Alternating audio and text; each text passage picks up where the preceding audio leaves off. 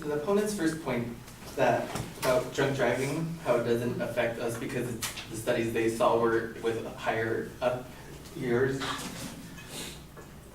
Hill shows that with alcohol related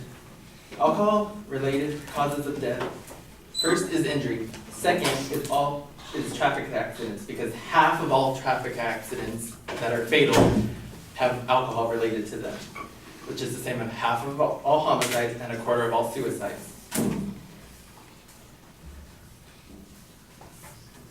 Hill also shows that more than 30% of college drinkers have been injured as a result of drinking, and they're more likely to have car accidents and suffer burns or serious falls.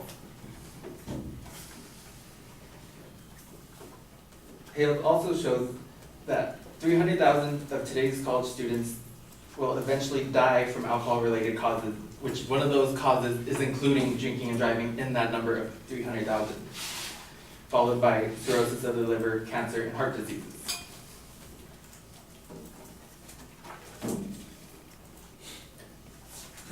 To the other point that the opponents made is that adults are doing it, and the way they're describing it is just because adults do it, that makes it right, so let's make it legal.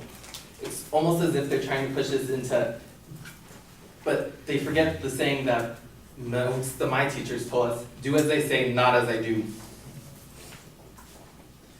And Hales even brings this up, saying that younger drinking teens, particularly those in their earliest 20s, are the highest risk of dying from injury, mostly car accidents.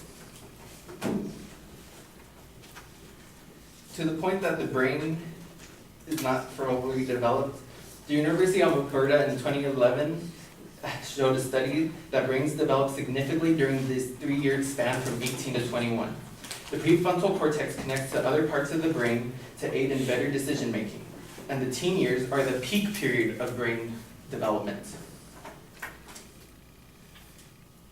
Sticking with the brain and their point that alcohol has no real effect on the brain, adolescents who drink regularly show impairment in their neurological and cognitive functioning.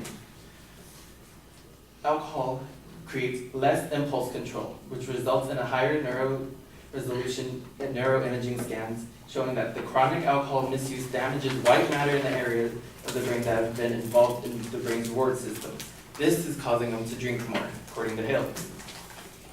And Catherine B. Fortner's article on widespread effect of alcohol on white matter microstructures in alcoholism's clinical and experimental research shows that these networks are essential for controlling impulsive behavior and drinking.